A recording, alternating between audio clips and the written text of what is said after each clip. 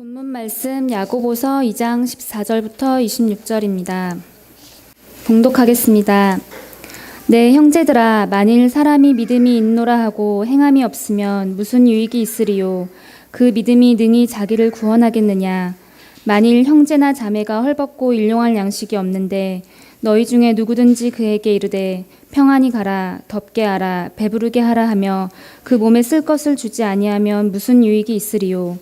이와 같이 행함이 없는 믿음은 그 자체가 죽은 것이라. 어떤 사람은 말하기를 너는 믿음이 있고 나는 행함이 있으니 행함이 없는 네 믿음을 내게 보이라. 나는 행함으로 내 믿음을 내게 보이리라 하리라. 내가 하나님은 한 분이신 줄을 믿느냐? 잘하는도다. 귀신들도 믿고 떠느니라. 아, 허탄한 사람아, 행함이 없는 믿음이 헛것인 줄을 알고자 하느냐? 우리 조상 아브라함이 그 아들 이삭을 제단에 바칠 때에 행함으로 의롭다 하심을 받은 것이 아니냐. 내가 보거니와 믿음이 그의 행함과 함께 일하고 행함으로 믿음이 온전하게 되었느니라. 이에 성경에 이른바 아브라함을 믿으니 이것을 의로 여기셨다는 말씀이 이루어졌고 그는 하나님의 벗이라 칭함을 받았나니 이로 보건대 사람이 행함으로 의롭다 하심을 받고 믿음으로만은 아니니라.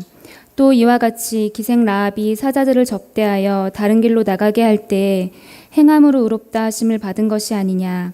영혼 없는 몸이 죽은 것 같이 행함이 없는 믿음은 죽은 것이니라. 아멘.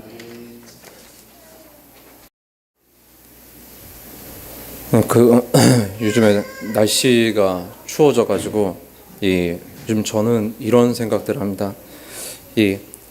한참 동안 가을에 이제 차가운 바람으로 우리가 이 한여름의 뜨거움을 이겨낼 거라고 생각했는데, 근데 그것들이 도움이 되지 못한 채 우리가 어느 순간에 옷장을 열고 생각하곤 합니다. 눈을 뜨고 한껏 열려있던 창문을 저는 아침에 열고, 그리고 언제 그랬냐는 듯이 거실 한복판에 자리한 각종 약통들을 물끄러미 쳐다보다가 요즘에 모기퇴치라는 문구를 보고 감흥없이 서랍 깊숙한 곳에 다시 넣고 맙니다. 한철을 나고 또 가려운 것을 멈추게 해주고, 그리고 해로운 곤충으로부터 분사했던 그 흩뿌림 속에 이 내년을 기약하고 우리는 또다시 빙그레 웃음 짓고 가을 옷들을 꺼내고, 그리고 우리는 즐겨야 할 참입니다. 근데 삶을 둘러싼 이런 많은 혜택들을 우리가 따로 만들지 않더라도 내가 아닌 누군가가 땀을 흘려서 사람들이 즐거운 삶을 살 수 있었습니다.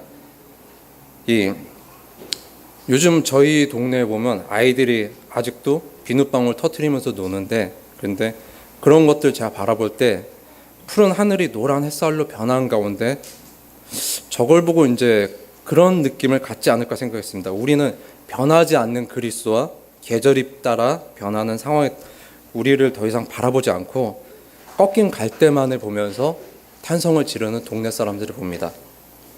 오늘 본문의 저자 야고보는 1장 17절에 이런 온갖 좋은 은사와 온전한 선물이 다 위로부터 빛들의 아버지께로부터 내려오나니 그는 변함도 없으시고 회전하는 그림자도 없으시니라 라고 그렇게 얘기합니다. 계절이 변하는 것을 보고 우리의 사고가 마비되어 있지 않나 생각하는 것은, 유일하게 변하지 않는 것은 인자이신 예수 그리스도고, 그 반면 우리는 그를 마주대할 수 있는 용기를 가리우는 어둠 속에 욕구의 뿌리가 우리 안에 잔존하고 있기 때문인지 모릅니다. 모든 사람에게 조건 없이 주어지는 것은 단지 하나일 뿐이지만 이유 없는 듯 하나 대가 없는 선물은 아닌 것입니다. 우리 시대에는 아쉽게도 이런 쉼의 여유조차도 소유의 분배를 기준으로 도시정책을 맞춰서 직업과 재산을 기준으로 조망권 자체를 박탈시켜서 자연환경 자체를 누리지 못하게 하는 것도 있습니다. 여기 그런 사람들이 있었습니다. 사람들이 흔히 얘기하는 것 중에 하나가 초대교회로 돌아가자라고 얘기하는 것인데, 이는 순수성을 지니고 있다는 것을 희망하기 때문입니다. 자본주의 시대를 살아가면서 이 소유의 경중이 교회 안에서도 드러나고 있다는 것은 하나의 시대정신으로 치부하고 싶은 생각이 강하게 드러나서이지만, 역설적이게도 초대교회에서 드러난 문제인 가진 자와 가지지 못한 자의 격차는 굳이 우리가 현재와의 오류를 언급하지 않더라도 부패함의 본성이 영향을 미침을 알 수 있습니다. 교회 자체가 거룩하다라는 생각이 캐톨릭에서 시작됐는데, 이전 우리 선배들은 범신론에 입각해서 교회 건물 자체가 어떤 거룩함의 힘이 있거나 마귀나 귀신이 틈타지 못한다고 생각하고 선포했습니다.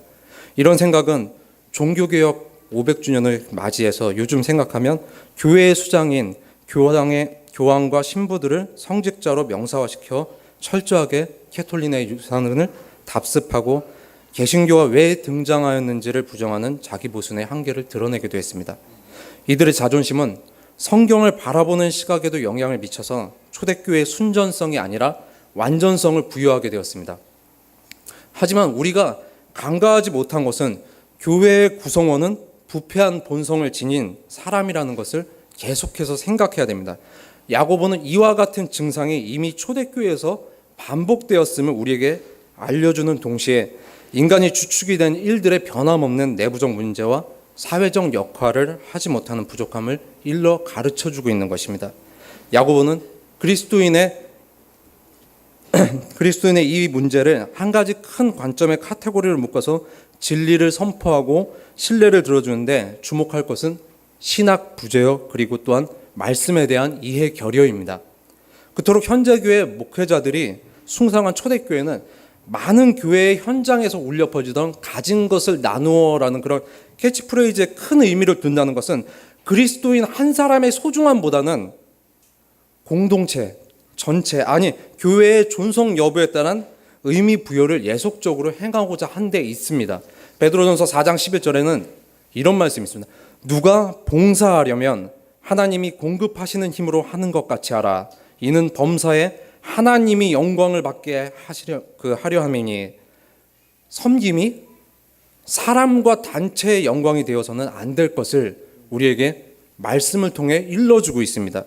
교회 자체에 의인하는 소속 구성원인 그리스도인 각자가 예수님께 더 가까이 가는 모습에 초점을 맞춘 것이 아니라 대안 없는 나눔의 도덕성을 강조함에 있어 교회론의 부재를 형성하곤 했습니다.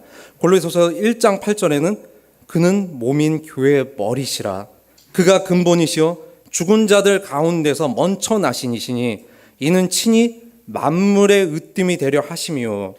교회의 구성원인 그리스도인들이 말씀을 통해 내적으로 서로가 서로에게 영적 유기체로서 교회의 머리이신 그리스도께 연합되는 성령의 역사로 외적인 삶의 예배로의 일치성을 보유함에도 불구하고 초대교회 역시 사역자들의 온전한 말씀의 양육이 그 역할로서 감당하지 못함을 우리는 현재 우리도 변화없는 모습을 지니고 있다는 것을 경고로서 받아들여야 됩니다. 역사서가 아닌 야고보서는 이 본문을 단순히 믿음과 행위의 일치에 가두어 바라보게 하였음은 아닐 것입니다. 여기에서 우리는 구약의 신정일치의 사회를 보고 제사장과 성막을 떠올려야 할 것입니다. 이미 구약에는 교회가 초대교회와 같은 일들이 만연했던 상황을 역사의 교훈으로서 우리에게 알려줍니다. 예레미야 6, 7장 6절을 살펴보면 이방인과 고아와 과부를 압제하지 아니하면 무죄한 자의 피를 흘리지 아니하며 다른 신들 뒤를 따라 화를 자초하지 아니하며 예전과 같이 지금도 또한 초대교회도 교회는 그리스도의 의를 실현하는 거룩한 장소가 되어야만 했다라는 것은 물론 이상적인 모습이고 이것을 가지고 지상의 유토피아를 꿈꾸는 이들에게는 세상 사람들이 비난의 화살을 돌릴 수 있는 핸디캡이기도 합니다. 그런데 이것에 대한 가장 큰 중요한 문제점은 교회에 속해 있는 구성원들은 부패한 본성을 지닌 죄인들이라는 것이었습니다. 교회는 죄의 영향성을 최소화시키고 더 나아가 그들이 밟고 있는 땅에 썩어진 토양의 거름이 될 우리의 육체를 진지하게 마주대할 수 있는 복음의 양날을 지닌 검이 골수를 쪼개는 곳이어야 했습니다. 그래서 히브리서 기자는 4장 12절에서 우리에게 이렇게 얘기합니다. 하나님의 말씀은 살아있고 활력이 있어 좌우의 날선 어떤 검보다도 예리하여 혼과 영과 및 관절과 골수를 찔러 쪼개기까지 하며 또 마음의 생각과 뜻을 판단하나니 교회는 죄인들에게 이 말씀을 통해 다시 한번 우리를 예수님께 나아가고자 하는 그 역할을 감당해야 했습니다. 하지만 초대교회는 이제 교회 외적인 정치 상황의 희생양이 되어 다가올 시간이 임박했음에도 깨어있는 자가 없음은 본문의 배경인 새로운 황제 네로가 클라우디우스의 유산인 원형 경기장을 믿음을 시험할 장으로 활용할 것은 생각지 못했을 것입니다. 교회가 하나 되지 못함으로 인해서 다가올 그 문제점들은 다가올 환란을 대비하지 못하고 시험 앞에 승리하지 못해 흩어짐을 면할 면죄부가 되어서는 안 될 것입니다. 단순히 이 본문을 교회 내 부의 재분배와 사람의 이기심에 참여한 공동체의 썩어짐이라면 복음이 전파된 이후에 지도자의 묵인과 직분자들의 믿음의 중심도 그리스도와 연합하여 하나님을 아바 아버지라 부르지 못하게 하고 상황에 몰려 양을 버리려는 사꾼 목자의 모습을 초대교회에서 드러내기도 했습니다. 요한은 요한복음 10장 12절에서 13절에 따르면 이런 목자들에 대해 이렇게 경고합니다. 사꾼은 목자가 아니요 양도 제 양이 아니라 이리가 오는 곳을 보면 양을 버리고 달아나나니 이리가 양을 물어가고 또 해치느니라. 달아나는 것은 그가 사꾼인 까닭에 양을 돌보지 아미하님이. 예수님께서는 베드로에게 내 양을 먹이라고 하신 말씀은 권유가 아닌 또한 순종도 아니고 복종을 가리키신 것입니다. 이들이 버티는 곳인 믿음의 반석이 아닌 모래 위에 지은 집으로 바람에 나는 겨와 같은 모습은 진리의 뿌리를 두고 있지 않고 세상의 구성을 가지고 교회에 들어왔기 때문입니다.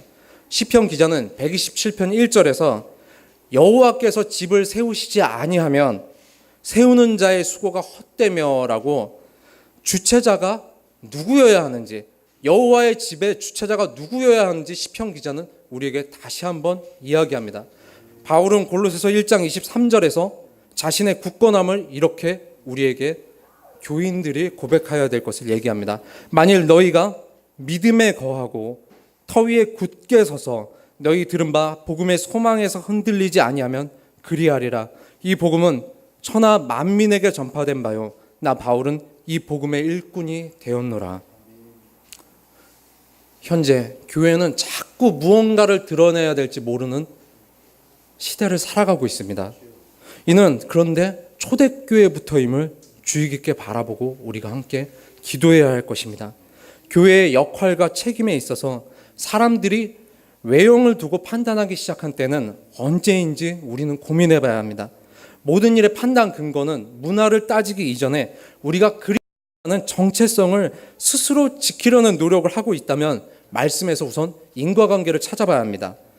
인류의 시작점인 하나 이상의 숫자를 이룬 공동체를 생각해 보면 아담과 하와의 소유에 대해 먼저 이야기를 해봐야 됩니다. 아담과 하와가 무엇을 지니고 있었고 소유물로 인해서 파생될 수 있는 영향력은 무엇이었을까요?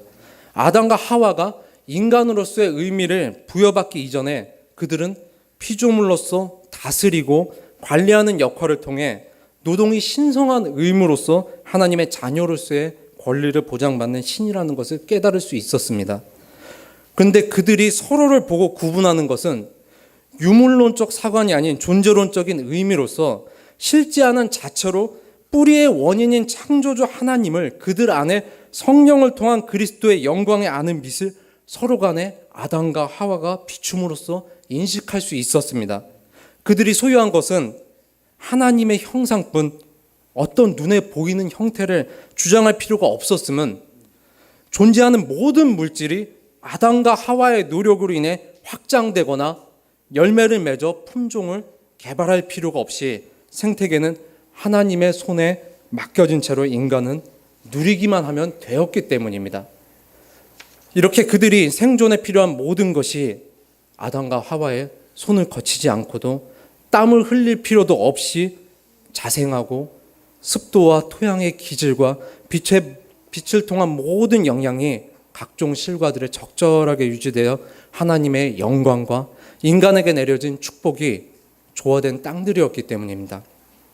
하나님은 이들에게 창조 6일차에 인간에게 생육하고 번성하여 땅을 정복하라는 말씀들을 하고, 여기에서 정복이라는 말이 단순히 우리가 다시 한번 생각해 봐야 되는데 카바시로 땅을 개간하고 개척하라는 의미로 높은 산 등에 가기 어려운 곳을 이겨내서 다루기 힘든 대상을 뜻대로 다룰 수 있다는 의미입니다. 이것이 초대교회에도 필요한 것이고 우리가 신앙생활을 하는데도 반드시 가져야 될 것입니다. 인간은 타락 이전에는 어떠한 것도 소유할 필요가 없었고 유일한 대상인 하와와 눈앞에 움직이는 어떤 동물들, 아니 모든 피조물에 깃들어져 있는 하나님의 손길만을 느끼며 판단의 근거로 삼았습니다. 그런데 아이러니하게도 첫 소유물로 인류의 첫 사람이 선택한 것은 선악과였습니다. 우리는 주의를 환기해 볼 필요가 있는데 오늘 본문은 초대교회가 묵인한 사건을 보는데 그 중심에는 부자와 가난한 자의 소유로 판단을 한 것입니다. 아담과 하와는 자신들에게 허락된 것이 아닌 하나님의 금지물품이자 하나님의 것인 선악과를 먹음으로써 주인의 것을 훔친 자가 되었고 그 결과 소유하지 말아야 될 것을 가지게 된 결과로 얻어진 것은 사망이고 부패의 굴레라는 것으로 이제 인류는 성령의 임재가 없이 그리스도와의 연합된 양자로서의 신분이 허락되지 않는다면 우리가 이제 판단해야 되는 서로 간의 모습들은 죄인들이 소유한 죄성을 보고 판단한다는 것입니다. 바울은 로마서 5장 17절에 한 사람의 범죄로 말미암아 사망이 그 한 사람을 통하여 왕노릇하였은즉 더욱 은혜와 의의 선물을 넘치게 받는 자들은 한 분 예수 그리스도를 통하여 생명 안에서 왕노릇하리로다라고 말씀합니다. 잠언 기자는 우리가 하나님의 공의를 지켜야 함에 대한 대가를 이렇게 설명합니다. 잠언 11장 19절에 공의를 굳게 지키는 자는 생명에 이르고 악을 따르는 자는 사망에 이르느니라. 물론 하나님께서는 그분을 알만한 것을 자연을 통해서 우리에게 알려주셨습니다. 그런데 동시에 그분을 알지 못하는 것도 우리에게 주어졌습니다. 타락하기 이전 인류가 소유할 수 있었던 것은 유일하게 돈도 그로 인한 권력도 외모도 아닌 하나님께서 아담의 사람 하와인 가족이라는 관계뿐이었습니다. 야고보는 관계성에 있어 구분과 판단이라는 초대교회에서 나타나는 증상을 주목해서 바라보았는데 교회가 처음 등장한 이후 드러나는 문제는 현재 우리 시대와 같은 모습을 가지고 있으며 그것이 문제로서 나타나고 있습니다. 이사야 선지자를 통해 우리의 의지에 영향을 미치는 본성을 우리가 다시 한번 살펴봐야 되는데 이사야서 47장 10절에 따르면 내가 내 악을 의지하여 스스로 이르기를 나를 보는 자가 없다 하나니 내 지혜와 내 지식이 너를 유혹하였음이라 내 마음에 이르기를 나뿐이라 나 외에 다른 이가 없다 하였으므로. 사람이 사람을 판단하는 기준은 누군가가 누군가에 대해 말하는 것으로 그 사람의 겉으로 드러난 행동 이전에 외형적 모습에 기인합니다. 예를 들면 사회의 상식처럼 퍼져 있는 첫인상이 그 사람의 전체를 드러낸다라는 그런 이야기를 보면 사람의 외형이 가져다 줄 유익을 위해 살아야 한다는 강한 요구를 하고 있다는 사실을 우리는 인식하지 못합니다. 왜냐하면 내가 누군가를 판단한다는 것만으로 그 사람보다 우위에 서게 된다는 심리적 유익을 얻기 때문입니다. 이것은 나와 다른 누군가가 어떤 사람인가, 그 사람이 그리스도와 함께 있는가, 그런 것이 중요한 것이 아니라 내가 판단이라는 사고를 통해 정신적 사고를 할 수 있다는 주체성의 자각 때문입니다. 이 자각 증상이야말로 사람이 사람으로서 독립된 자아를 형성하는데 비춰지는 무한성을 지니고 있다는 그릇된 신적 확신을 가집니다. 그리고 또한 이것은 다른 사람들에게 비춰지는 객관성의 안경을 지니고 있다는 착각까지 하게 합니다. 그렇기 때문에 신뢰감까지 보여지게 되고 이것이 이중적 효과를 산출해낼 수 있으니까 순식간에 우리는 타인이라는 대상을 두고 교만함의 극치인 자기 의적인 정신적 경연에 향유를 하게 되는 것입니다. 결코 우리는 다른 사람을 판단할 때 그 사람 안에 말씀을 가지고 그 사람이 어떻게 그리스도와 연합되어 있는가를 먼저 생각해 봐야 되는 것입니다. 하지만 우리가 그리스도인으로서 함께하는 지체를 올바르게 바라봐야 될 것은 갈라디아 교인들에게 쓴 서신을 나누고 지침으로 삼아야 될 것입니다. 갈라디아서 6장 2절에서 3절은 이렇게 말씀합니다. 너희가 서로 짐을 지라. 그리하여 그리스도의 법을 성취하라. 만일 누가 아무것도 되지 못하고 된 줄로 생각하면 스스로 속임이라. 단순히 야고보의 시선을 윤리로 국한시켜 본다면 한없이 쉬운 본문일 수 있습니다. 하지만 왜 야고보는 이 시기에 이런 내용의 편지를 총 12개의 회당에 보냈을까요? 특히 디아스포라 유대인들이 헬라어로 성경을 번역하기 시작했던 시대입니다. 그리고 그것을 공유한 순간이고, 근데 겉으로 드러난 윤리를 중심으로 기독교 사회의 메시지를 왜 야고보는 여기에서 던져주었을까요?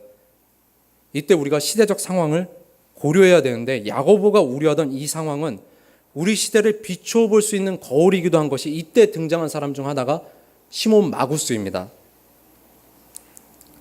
성령의 능력을 돈으로 사고자 했던 그가 영지주의의 시초로 등장했는데, 바울과 야고보 그리고 시몬이 같은 평행선 위에서 서로가 복음의 다른 면을 해석하면서 초대교회에 영향을 미쳤습니다. 이 시몬이라는 사람은 플라톤의 이원론을 통해서 신비주의의 합치로 현실적이면서도 영적 세상으로 걸쳐놓는 거짓 디딤돌을 교회 안에 만들려고 합니다. 근데 그 반면에 바울은 이신칭인 오직 믿음으로 의인이라 칭함을 받는 바른 메시지를 선포함에도 불구하고 교회 내 거짓 교사들에 의해 플라톤의 영향력을 받은 이원론적 관점은 단지 믿음만이라는 한정적 구원관으로 영향력을 축소하여 전파하게 되어서 야고보는 자신과 바울의 두 시선을 하나로 통합하는 목소리를 내기 시작합니다. 바울은 로마교회 편지에 이렇게 기록합니다. 2장 13절에 하나님 앞에서는 율법을 듣는 자가 의인이 아니요 오직 율법을 행하는 자라야 의롭다 하심을 얻으리니. 그리고 이를 보충함을 갈라디아 교인들에게 이렇게 가르칩니다. 2장 16절에 사람이 의롭게 되는 것은 율법의 행위로 말미암음이 아니요 오직 예수 그리스도를 믿음으로 말미암는 줄 알므로 우리도 그리스도 예수를 믿나니 이는 우리가 율법의 행위로서가 아니고 그리스도를 믿음으로써 의롭다함을 얻으려 함이라. 율법의 행위로서는 의롭다함을 얻을 육체가 없느니라. 이것이 바로 행함이 없는 믿음은 죽은 믿음이다. 즉 의인이라 칭함을 받은 칭의의 상태인 믿음은 반드시 그리스도를 믿는 믿음을 통해서 그 행위를 수반하기에 어느 것의 우선순위가 아닌 동시에 드러나는 언약의 자손으로서의 모든 일을 향한 징표를 아브라함과 라합을 통해 동일하게 야고보는 유대인과 이방인 사이의 간극이 그리스도를 통해 채워짐을 산상수훈을 인용해서 돌봄의 형태로 오늘 본문을 이끌어내고 있습니다. 이사야 선지자는 3장 10절에서 너희는 의인에게 복이 있으리라 말하라. 그들은 그들의 행위의 열매를 먹을 것이미요 라고 말합니다.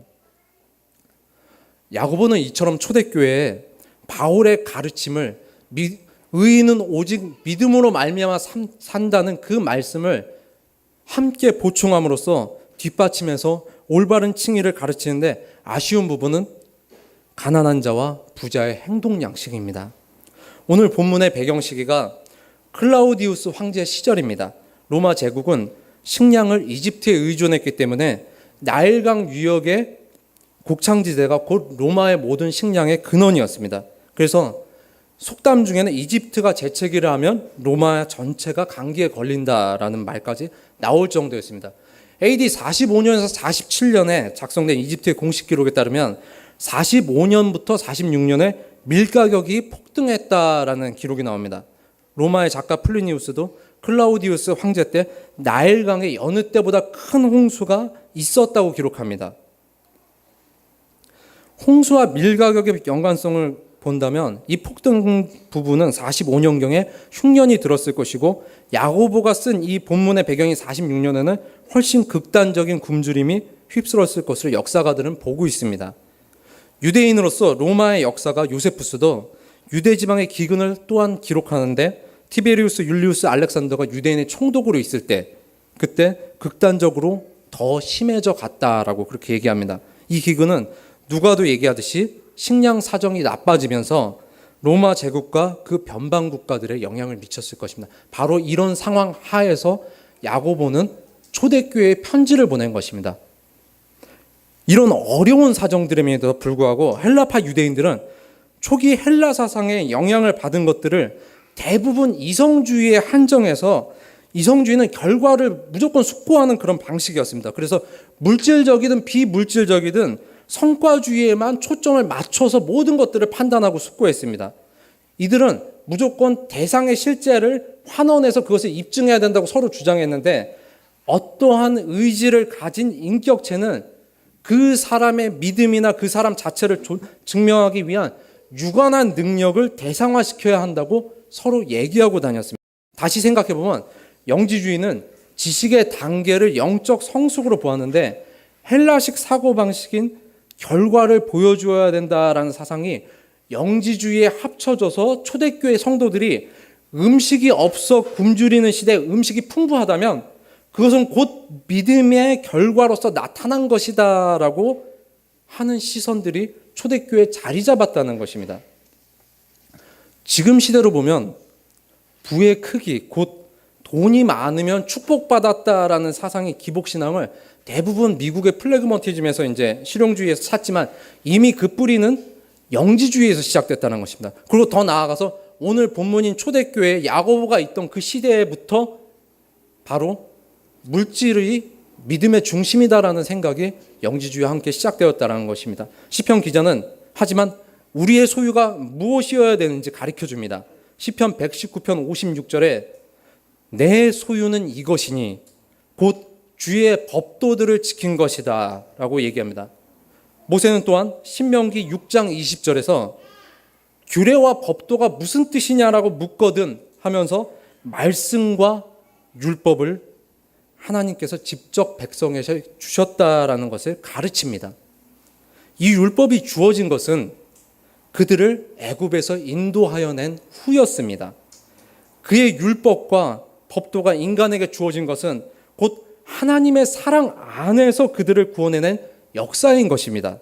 갈라디아서 5장 6절에 따르면 그리스도 예수 안에서는 할례나 무할례나 효력이 없으되 사랑으로서 역사하는 믿음뿐이라 라고 그렇게 우리에게 일러 가르쳐 줍니다. 진정 율법은 그의 사랑의 표현이었던 것이고, 율법은 바로 그리스도께로 우리를 이끄심을 나타내는 것이었습니다. 갈라디아서 3장 24절은 이같이 율법이 우리를 그리스도께로 인도하는 초등교사가 되어 우리로 하여금 믿음으로 말미암아 의롭다함을 얻게 하려 하심이라. 결국 율법이라는 것이 존재하고 율법이 우리에게 가르치는 것은 바로 하나님의 사랑으로서 우리를 예수님께 인도하는 그 믿음의 첫걸음이라고 오늘 말씀은 또한 구약과 신약을 통틀어 우리에게 이야기해 줍니다. 그러나 헬라파 유대인들은 아니다, 소유의 크기는 눈으로 보이는데 그것이 믿음의 결과로서 나타난 것이라고 오히려 초대교회에 여론을 만들어갑니다. 그래서 초대교회는 이것을 인정하고 교회 내에 물질을 가진 자들을 위해 권위를 세워줍니다. 그리고 또한 인정해 줍니다. 그래서 분열의 중심이 그리스도 예수를 믿는 믿음의 건전한 견해가 아니라 음식의 힘이 사회와 교회가 같아졌다는 것입니다. 이는 초기 기독교 신앙이 교회를 통해 형성되기 전부터 상보적 입장을 취해오고 유물론적 사관인 신앙을 실체화하는 데 정확한 해답으로 사람들에게 잘못 비추어져 왔습니다. 초대교회에서 물질의 소유를 바라보는 시점은 그리스도 예수의 백성으로서의 정체성을 현실 세계에서 선택된 백성이자 왕권의 강력한 체제는 아니더라도 자유한 신분을 갈망하지 못한 차선책으로 물질의 소유의 풍족함으로 권력성 계급 구조를 암묵적으로 동의하게 되었고, 그리고 교회는 이 동질성의 초대교회가 동화되고 만 것입니다. 이런 의미에서 야고보는 부와 이방인을 통한 구원의 톨레도신 족보를 언급하며 그리스도의 백성의 조건이 하나님의 작정을 통한 무조건적인 선택이고 물질적 부의 바탕을 둔 계급적 소유라로 인지되어 잊혀진 그들의 정체성을 지적한 것입니다. 사실 이때 당시에 그리스도인들의 이중적인 정체성은 그들 스스로의 속박으로 자아를 누르고 있었습니다.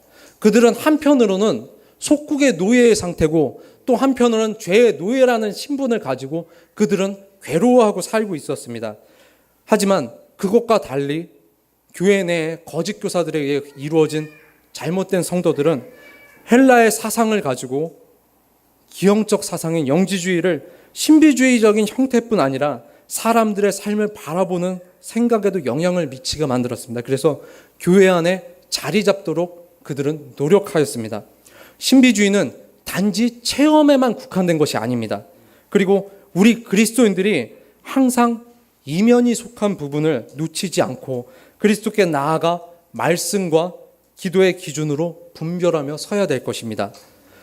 야고보는 교회라는 큰 범주를 통해 한 가지 문제를 제시하고 있는데, 교회는 그리스도로 인해 하나됨이라는 대전제 아래 그의 희생의 대가로 인간에게 주어짐에도 불구하고 이를 사람이 분리시킴으로써 사도의 분열이 핵심이 양식인 육정 욕구에 의해 이루어지면 이 땅의 교회가 그 교회의 눈이 썩어질 육체에 속한 죄된 구성으로 그리스도의 양식이 교회에서 영적 공급으로 깨어지고, 그리고 그런 일들이 구속받은 그리스도인들이라는 사람들에 의해서 자행되고 있었다는 것입니다.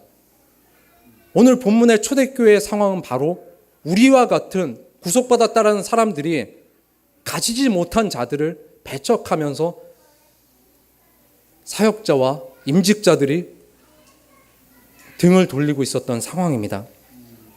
교회는 성도의 모임이 몸된 그리스도의 지상적 사역을 행하기 위한 희생 아래 기초되었음에도 불구하고 역설적이게도 그들은 희생의 담보를 받아 영적 착취를 행하는 주인된 행세를 복음 아래 보여주고 있었습니다.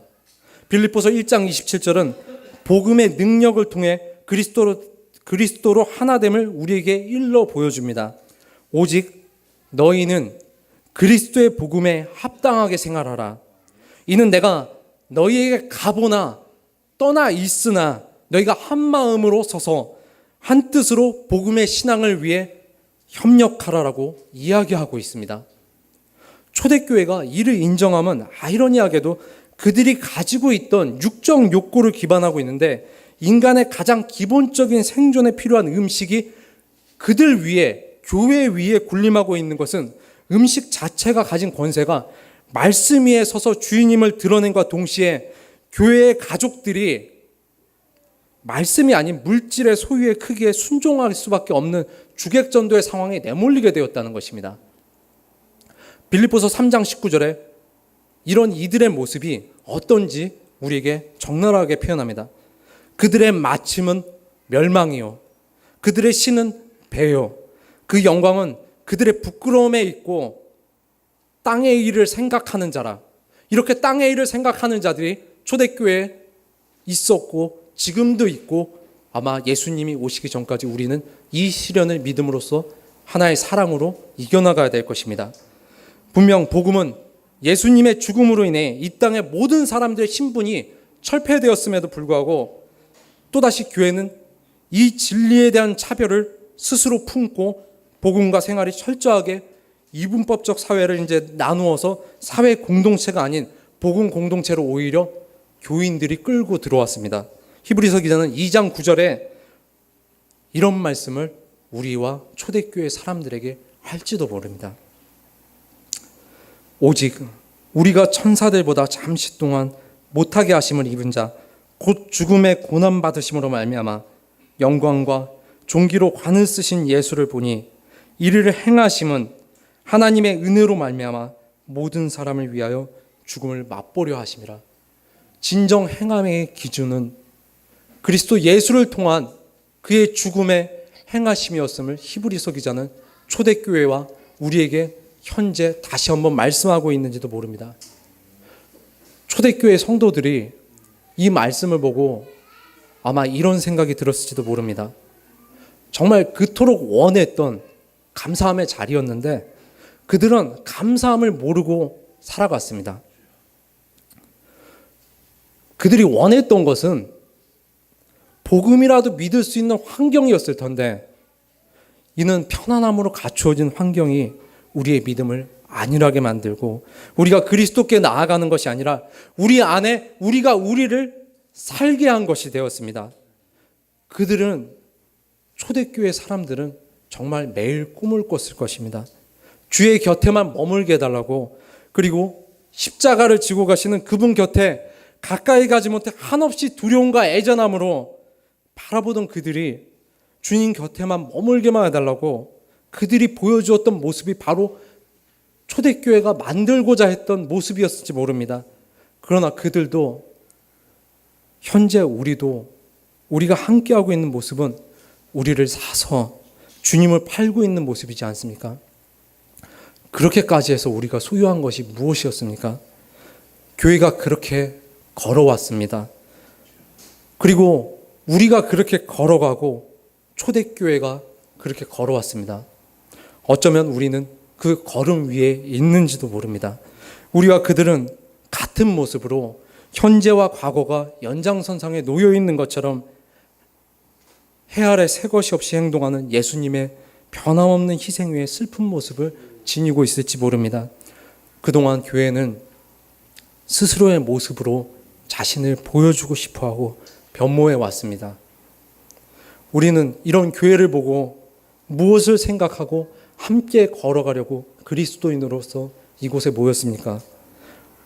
사람과 건물의 규모와 그리고 유명인의 자리매김으로 인한 나의 위상의 높아짐이 있습니까? 아니, 그렇지 않다면 사회에서 안정적인 직업을 가진 사람들의 함께하고 있다는 이 입의 자존감 상승을 느끼려고 교회에 여러분은 모인 것은 아닐 것입니다. 대체 우리는 교회를 무엇이라고 생각하고 그리스도인으로서 이곳에 모여 있는 것입니까? 이전에 우리는 십자가라는 나무 모형을 보고 감상에 빠지고는 했지만 이제는 교회라는 유형의 이미지가 주는 사회적 유대감만 바라보고 있지 않습니까? 대체 그리스도의 희생은 어디로 가고 예수님의 영광됨을 경외하고 연합을 꿈꾼다는 것은 단지 신학적인 공허고 말씀적인 유의였습니까? 바울은 로마서 5장 6절에서 이렇게 말합니다. 만일 우리가 그의 죽으심과 같은 모양으로 연합한 자가 되었으면 또한 그의 부활과 같은 모양으로 연합한 자가 되리라. 우리가 단순한 성도로서 부름받음은 교회의 구성원인 것이 아니라 그의 부활의 증인이며 또한 그의 부활에 참여할 자라는 자각을 잊어버려서는 안 됩니다. 예수님께서 다시 오실 심판날에 우리에게 이렇게 경고하십니다. 마태복음 25장 41절에서 46절에 따르면 또 왼편에 있는 자들에게 이르시되 저주를 받을 자들아 나를 떠나 마귀와 그 사자들을 위하여 예비된 영원한 불에 들어가라. 내가 줄일 때에 너희가 먹을 것을 주지 아니하였고 목마를 때에 마시게 하지 아니하였고 나그네 되었을 때에 영접하지 아니하였고 헐벗을 때에 옷 입히지 아니하였고 병들었을 때와 옥에 갇혔을 때와 돌보지 아니하였느라 하시니 그들도 대답하여 이르되 주여 우리가 어느 때에 주께서 줄이신 것이나 목마르신 것이나 나그네 되신 것이나 헐벗으신 것이나 병드신 것이나 옥에 갇히신 것을 보고 공양하지 아니더이까. 예수님이 대답하여 이르시되 내가 진실로 너희에게 이르노니 이 지극히 작은 자 하나에게 하지 아니한 것이 곧 내게 하지 아니한 것이나 하시니라. 초대교회가 잊고 있었던 것들, 그리고 또한 초대교회가 잊어가는 것들, 그것이 바로 우리가 다시 한번 말씀 속에서 기억해야 될 것은 바로 우리는 그리스도의 지초로서 몸에 한 사람 한 사람이 그의 머리를 따라가야 한다는 것입니다. 그리고 우리가 그리스도의 사랑 안에서 연합되어야 된다는 것입니다. 우리가 교회를 통해 머리 대신 그리스도 예수의 몸을 이뤄가기 위해서는 우리는 세상이 가지고 있는 기준들을 우리의 눈앞에서 제하여야 할 것입니다. 만일 우리 역시 함께하는 지체들을 사랑 안에서 함께하지 못한다면 끝끝내 하나님은 교회로 그리스도를 우리 안에 알아가게 하시지 않으실 것입니다. 골로새서 2장 2절은 이는 그들로 마음의 위안을 받고 사랑 안에서 연합하여 확실한 이해의 모든 풍성함과 하나님의 비밀인 그리스도를 깨닫게 하려 함이니 라고 말씀합니다. 우리가 오늘 말씀을 통하여 교회가 어떤 의미인지를 다시 한번 생각해 보기를 바랍니다.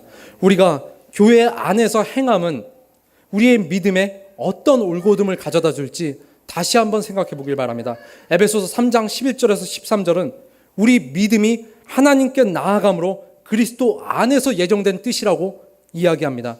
이는 이제 교회로 말미암아 하늘에 있는 통치자들과 권세들에게 하나님의 각종 지혜를 알게 하려 하심이니 곧 영원부터 우리 주 그리스도 예수 안에서 예정하신 뜻대로 하신 것이라. 우리가 그 안에서 그를 믿음으로 말미암아 담대함과 확신을 가지고 하나님께 나아감을 얻느니라 라고 에베소서에선 교회에 대해서 그렇게 이야기합니다. 곧 우리의 행함의 믿음이 하나님께 나아가기 위한 그리스도 안에서 이루어짐이 아니라면 우리 또한 세상의 모든 종교인들과 같이 믿음과 생활이 분리된 신앙생활을 하는 자들이라고 손가락질 당할 것입니다. 이것이 바로 그리스도 예수 안에서이고 결코 그리스도 예수를 통하지 않고서는 그의 안에서 우리가 죽지 않고 그의 안에서 살지 않는다면 어떤 윤리적 행동도 어떤 선한 행동도 믿음의 행함이 될 수 없다라는 것입니다. 교회를 그리스도와 떼어놓고 선한 행동이나 인정을 받으려는 미련한 모습을 우리가 보이지 않길 바랍니다. 물론 안디옥 교회처럼 재산을 나누고 구제를 통해 잠시 동안 선을 보일 수 있겠지만 심각한 기근이 닥쳐오자 재물의 풍요를 믿음이 참 좋은 사람이라고 분류하는 야고보가 지적한 초대교회가 될 수 있다는 것입니다. 결국 그리스도가 없이 교회에서 재물을 최고의 가치점으로 삼은 로마시대 초대교회는 분열이 일어나기 시작했습니다. 야고보는 영혼 없는 몸이 죽은 것 같이 행함이 없는 믿음은 죽은 것이라고 믿음과 행함이 한 몸을 이루고 있는 것을 말씀으로 우리에게 이렇게 마지막으로 경고하고 있는지도 모릅니다. 바울이 고린도 교회에 울부짖고 흐느꼈던 이 외침을 우리가 한번 생각해 보길 바랍니다. 사망아, 너의 승리가 어디 있느냐? 사망아, 내가 쏘는 것이 어디 있느냐? 우리의 믿음이 죽음에서 생명으로 옮기기 위해서는 그리스도 예수 안에 생명을 바라봄으로 우리는 거듭나 새 삶을 살 수가 있습니다. 몸에 한 지체가 죽어야 다른 한 지체가 살 수 있는 것입니다. 진정한 믿음의 행함을 하신 이는 누구인지 우리가 다시 한번 생각해 보시길 바랍니다. 우리가 어떤 행함을 떠올릴 때 나를 생각하길 멈추고 잠시 당신이 누구이건 간에 멈추시길 바랍니다. 성자 하나님으로서 피조물의 위치에 내려오셔서 죄의 썩음을 대신해야 했던 그 행함이 누구 때문이었는지 우리는 다시 한번 생각해 보시길 바랍니다. 그리고 이제 그 행함을 믿음 안에서 곱씹길 바랍니다. 어떠한 행함도 그리스도 예수를 떠난 행동은 믿음을 기초로 하지 않는다는 것을 말씀 안에서 새기고 우리가 교회에서 세상으로 나아가길 원합니다. 마지막으로 바울을 통해 말씀하신 고백을 함께 나누길 원합니다.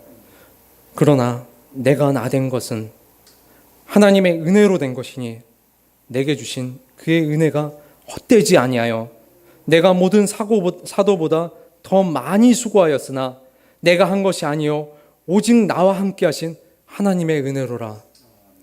우리의 믿음이 오직 그리스도 예수 안에서 살아나야 할 것을 이 시간 우리가 그리스도의 보혈교회 안에서 서로가 서로를, 성도가 성도를, 지체가 지체를 생각하며 기도함으로써 나아가길 원합니다. 우리 다 함께 기도하도록 하겠습니다. 하나님 감사합니다. 하나님, 사람들이 이야기합니다. 자꾸 무언가를 보여달라고.